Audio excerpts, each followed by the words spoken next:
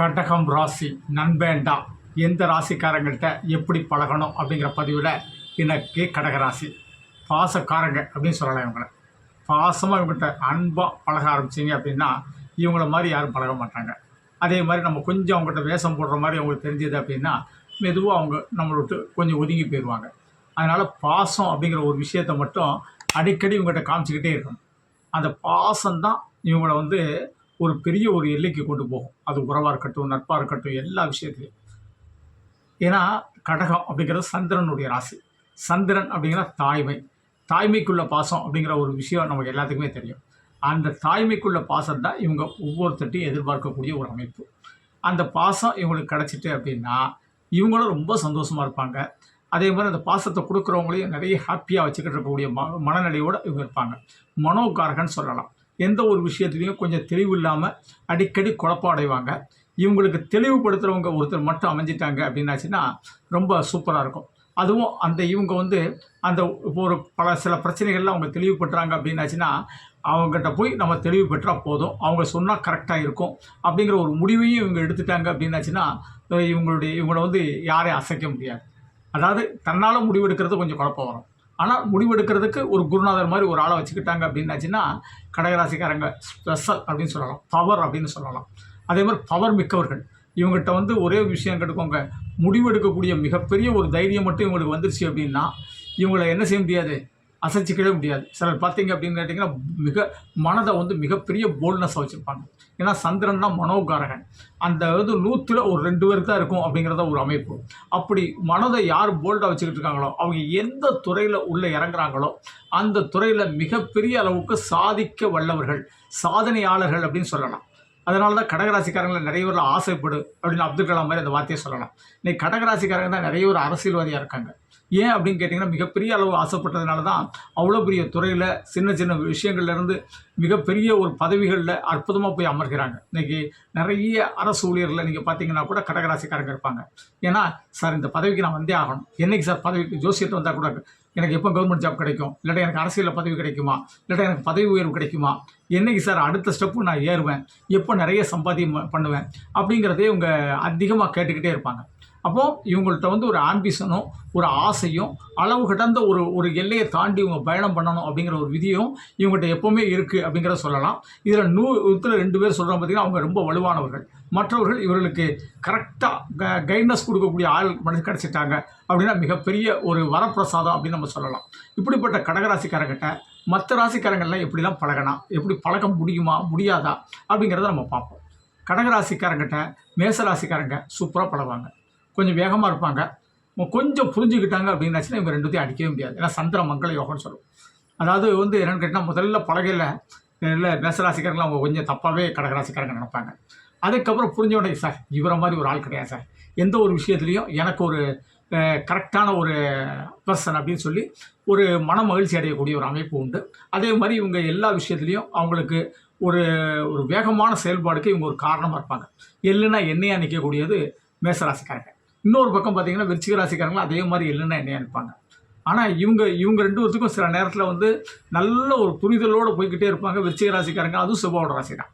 ஆனால் 2 பேருக்கும் அடிக்கடி ஒரு முட்டல் மோதல்கள் இதுகள்லாம் வரும். அதுக்கப்புறம் மறுபடியும் இணைஞ்சிக்கிடுவாங்க, மறுபடியும் முட்டல் மோதல் வரும். இப்படி முட்டல் மோதல்களோடு இணைகிறது ஒரு பலமாக இருக்கும். ஆனாலும் இவங்களுக்கு ஒரு ஆத்மார்த்த நட்புகள் உள்ளுக்குள்ளே இருக்கக்கூடிய அமைப்பு உண்டு. ஏன்னா அந்த செவ்வாய் என்னென்னு கேட்டிங்கன்னா கடகத்தில் தான் போய் நீச்சமாவார். அதே மாதிரி சந்திரன் எங்கே நீச்சமாவார் அப்படின்னு கேட்டிங்கன்னா விருச்சிகத்தில் தான் நீச்சமாவார். அப்போது நேற்று சண்டை போட்டிருப்பாங்க, இன்றைக்கி போய் நீச்சமாக என்ன செஞ்சுருவாங்க, அசால்ட்டாக உட்காந்துருவாங்க. 2 பேருமே ஒருத்தர் மாற்றி ஒருத்தர் இப்படி ஒரு பலம். சார் எப்படி சார் நேற்று இப்படி அடிச்சுக்கிட்டீங்க, இப்படி இது பண்ணிக்கிட்டீங்க, எப்படி சார் நீங்கள் 2 பேரும் இப்படி இன்றைக்கி இப்படி பேசிக்கிட்டு இருக்கீங்க அப்படின்னு நம்ம புரிதல்கள் மற்றவங்களால் புரிய முடியாது அப்படின்னு நம்ம சொல்லலாம். அடுத்த ரிஷபராசி சுக்கிரனுடைய ராசி. அதே மாதிரி துளாராசி சுக்கிரனுடைய ராசி. சுக்கிரனுக்கும் சந்திரனுக்கும் ரொம்பவே ஒரு பலம் உண்டு. அழகுக்கு அழகு சேர்ப்பது அப்படின்னு ஒரு வார்த்தையை இந்த நகை கடைகள்லாம் ஒரு விளம்பரம் கொடுப்பாங்க.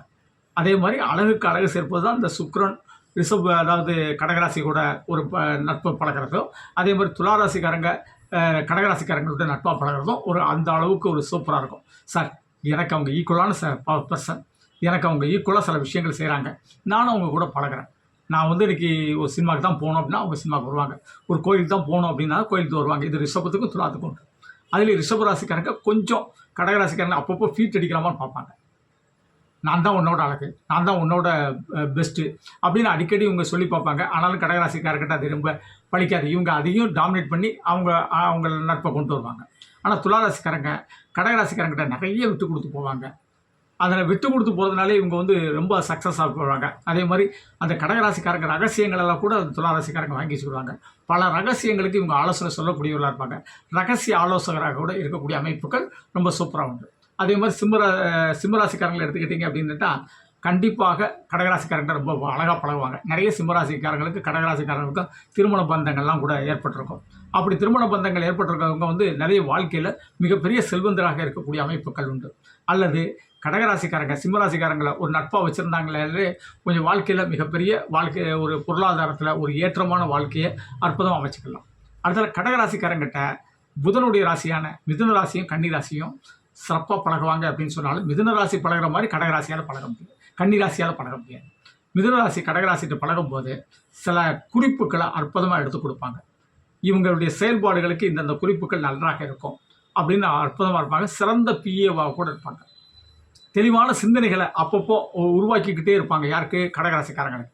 இப்போ ஒரு அரசியல்வாதியாக இருக்காங்க அப்படின்னாச்சுன்னா, சார் இப்போ இந்த மீட்டிங்கில் நீங்கள் இந்த மாதிரி பேசினா நல்லாயிருக்கும் அப்படின்னு யார் எடுத்து கொடுப்பா அப்படின்னா மிதுன ராசி. ஏன்னா புதன் அறிவு அப்படியே கரெக்டாக கொடுப்பாங்க. ஆனால் அந்த சந்திரன் அந்த அறிவை அப்படியே ஃபோக்கஸ் பண்ணும் அப்படின்னு நம்ம சொல்லலாம். ஆனால் மிதுன ராசிக்காரங்க சில நேரங்களில் அந்த அறிவை சில கன்னி ராசிக்காரங்க கடகராசிக்காரங்கிட்ட அந்த அறிவை தவறாக கொடுத்துருவாங்க. அதனால இன்றைக்கி மீம்ஸ் போடுற அளவுக்கு சில விஷயங்கள் என்ன செஞ்சு வெளியே வந்துடும். அப்போது இவங்க ரெண்டு பேருக்கும் அடிக்கடி இந்த தர்க்கங்கள் ஏற்படும். என்னுடைய வீழ்ச்சிக்கு நீ தான் காரணமோ அப்படின்னு ஒரு தர்க்கம் ஏற்படும். அதே நேரத்தில் வந்து கன்னிராசிக்காரங்க அதையும் ஃபிட் பண்ணி எப்படியாவது கடகராசிக்காரங்கிட்ட ஒரு அன்பை செலுத்தி அடுத்த இதில் நம்ம இவங்களை என்ன செஞ்சிடலாம், அந்த நட்பை உருவாக்கிடணும் அப்படிங்கிற ஒரு எல்லையை உருவாக்கிக்கிட்டே இருக்கக்கூடியவர் தான் கன்னிராசிக்காரங்க. அடுத்தால பார்த்தீங்கன்னா நம்ம குருவோட ராசி 2 ராசியை பேசுவோம். தனுசு ராசிக்காரங்களும் மீன ராசிக்காரங்களும் நம்ம கடகராசிக்காரங்கிட்ட அன்போடு பழக்கக்கூடியவர். ஏன்னா இந்த குரு பகவான் எங்கே வந்து உச்சமாகிறார் அப்படின்னு கேட்டிங்கன்னா கடகத்தில் தான் வந்து உச்சமாகும். அப்போ சந்திரன் வந்து குருவை அற்புதமாக குருவாக மதிக்கக்கூடியவங்க. தனக்கு சில விஷயங்களை சொல்லிக் கொடுத்தவங்க, தனக்கு வாழ்க்கையில் உயர்வு இது பண்ணி கொடுத்தவங்க இந்த தனுசு ராசிக்காரங்க மீன ராசிக்காரங்களாக இருக்கும். அப்படி இருக்கிறதுனால இவங்க அவங்களோட நல்ல ஒரு சூப்பராக பழகக்கூடிய அமைப்பு உண்டு. சில நேரங்களில் அந்த தனுசு ராசிக்காரங்கிட்ட மட்டும் ஏன்னா சஷ்டாங்கம் அப்படிங்கிறதுனால எதிர்பாராத சில சச்சரவுகளும் சில எதிர்ப்புகளும் அப்படி உருவாகும். அதுக்கு வந்து இவங்க கடகராசிக்காரங்களும் தனுசு ராசிக்காரங்களும் காரணம் இல்லை. கூட சேர்ந்து இன்னும் பழகிறவங்க இவங்க ரெண்டுத்தையும் ஒரு முடிச்சு போடுவாங்க, ஒரு ட்விஸ்ட் போடுவாங்க. அப்போது அதனால இவங்க ரெண்டு பேர்த்துக்கும் சில நேரங்களில் புரிதல்கள் தவறாக போயிடும். ஆனால் அந்த புரிதல்களை இந்த ட்விஸ்ட் போடுறவங்களை வந்து நம்பாமல் இருந்தாச்சுன்னா தனுசு ராசி ரொம்ப அற்புதமாக இருக்கும். ஏன்னா காலச்சக்கரத்தில் 4வது ராசி கடகம், 9வது ராசி பாக்கியம், அது சுகம். அற்புதமாக வாழ்க்கையை கொண்டுட்டு போயிடலாம். அதே மாதிரி மீனராசிக்காரங்க எல்லா விஷயத்தையும் கவனமாக இருப்பாங்க. இவங்க 2 பேரும் தான் சேர்ந்து உங்களுடைய பயணத்தை ரொம்ப சூப்பராக பண்ணுவாங்க. நிறைய ட்ராவல் பண்ணுவாங்க, பிரயாணங்கள் பண்ணுவாங்க. பிரயாணங்கள் பண்ணும்போதே நிறைய விஷயங்களை கற்றுக்கிட்டே பிரயாணம் பண்ணுவாங்க. ஒவ்வொரு விஷயங்களையும் நிறைய விஷயங்கள், பழமையான விஷயங்கள், ஹிஸ்டாரிக்கல் விஷயங்கள், இதெல்லாம் கடகமோ மீனமோ அற்புதமாக பேசிக்கிட்டே பிரயாணங்கள் பண்ணுறது. அதே மாதிரி டிரைவிங் சொல்லிக் கொடுக்குறது, இந்த மாதிரி விஷயங்கள்லாம் ரொம்ப சூப்பராக இருக்கும். சில நாடுகளுக்கு கடல் கடந்து செல்லக்கூடிய அமைப்பு இவங்க 2 பேரும் சேர்ந்து இணைஞ்சு பயணம் பண்ணக்கூடிய அமைப்பு உண்டு. சில தொழில்கள் எக்ஸ்போர்ட் இம்போர்ட் தொழில் பண்ணக்கூடியதும் இந்த கடகராசிக்கும் மீனராசியும் இணைஞ்சால் அவ்வளோ தூரம் தொழில் பண்ணக்கூடிய அமைப்பு உண்டு. கடைசியில் பார்த்தீங்கன்னா கும்பராசியும் மீனராசி, கும்பராசியும் மகர ராசியும், இது சனி பகவானுடைய ராசி. இந்த சனி அப்படிங்கிறது உழைப்பு, சந்திரன் அப்படிங்கிறது மனோகாரகன். இதில் வந்து உழைப்புக்கும் இந்த மனதுக்கும் என்ன செய்வாங்க, கொஞ்சம் சில சிரமங்கள் ஏற்படும். ஏன்னா கும்பராசியும் மகர ராசியும் இந்த சந்திரன் வந்து என்ன செய்வாங்க, அவங்கள்ட்ட வேலை வாங்கிக்கிட்டே இருக்கணும் அப்படிங்கிற ஒரு மனப்போக்கம் இருக்கும். ஆனால் இவங்க 2 பேரும் என்ன செய்வாங்க, அவங்களுக்கு வேலை பார்ப்பாங்க. ஒரு அளவுக்கு மேலே அந்த வேலையை வாங்கும்போது நான் எதுக்கு உங்கள் கூட அடிமையாக இருக்கணும், நான் எதுக்கு உங்கள் கூட பயணம் பண்ணணும் அப்படிங்கிற ஒரு சில கருத்து வேறுபாடுகள் உள்ளே வரும். அதனால சில பிரிவுகள் வரும். அதனால் கொஞ்சம் கவனமாக இருந்துக்கணும். அதை வேலை பார்க்குறாங்க அப்படின்னு சொல்லிட்டு அவங்கள வந்து நம்ம வந்து என்ன செஞ்சிடக்கூடாது, அவங்கள ரொம்பவும் கஷ்டப்படுத்திடக்கூடாது, இழிச்சவங்களை ஆக்கிடக்கூடாது. இதில் மட்டும் கவனமாக இருந்துக்கிட்டால் இந்த நட்பு வந்து அற்புதமாக அந்த மகராசிக்காரங்களும் கும்பராசிக்காரங்களும் ரொம்ப சூப்பராக தொடரும். இருந்தாலும் இந்த கடகராசிக்காரங்க கும்பராசி அஷ்டாங்கங்கிறதுனால இவங்க 2 பேருக்கும் அற்புதமான புரிதல்கள் இல்லை அப்படின்னா இவங்க 2 பேரும் என்ன செய்ய முடியாது, ஒருத்தர் பயணம் பண்ண முடியாது. ஏன்னா கும்பம் வந்து சனி, அவங்கள முன்னேறணும் அப்படிங்கிற ஒரு விஷயம் இருக்கும். இங்கே மனதில் ஏதாவது கடகராசிக்கு இவங்க மேலே ஏதாவது ஒரு தவறான அபிப்பிராயங்களை மட்டுமே மனதில் வளர்த்துக்கிட்டே போய்கிட்டே இருப்பாங்க. அப்போது இவங்களுக்கு வந்து தவறான புரிதல்கள் இருந்துக்கிட்டே இருக்கும். அப்போ இந்த மனதில் இருக்கக்கூடிய தவறான புரிதல்களை கடகராசிக்காரங்க கும்பராசிக்காரங்கிட்ட இருந்து எடுத்துட்டாங்க அப்படின்னாச்சுன்னா சூப்பராக நண்பன்டா அழகாக பழகலாம். இப்படி தான் ஒவ்வொரு ராசிக்கும் எந்தெந்த ராசிக்காரங்க எப்படி பழகலாம் அப்படிங்கிறத ஒரு சிறப்பு பதிவை உங்களுக்கு தொகுத்து வழங்கியிருக்கேன். நன்றி தெய்வீக மாரிமுத்து. 98 42 52 16 69 என்னுடைய செல் நம்பர். இந்த நம்பரில் அப்பாயின்மெண்ட் வாங்கிட்டு சென்னை தூத்துக்குடியில் சந்திக்கலாம். அப்படி இல்லை செல்ஃபோனில் தான் ஜோதிடம் கேட்குறேன் நினச்சிங்கன்னா இது என்னுடைய கூகுள் பே நம்பர். உங்களால் முடிஞ்ச அமௌண்ட் பே பண்ணிட்டு வாட்ஸ்அப்பில் date of birth, place of birth, time of birth, name பதிவிடுங்க. அதற்கு பிறகு நான் ஒரு டைம் தர்றேன். அந்த டைமில் கால் பண்ணி ஜோதிடம் கேட்கலாம். நன்றி தெய்வீக மாரிமுத்து.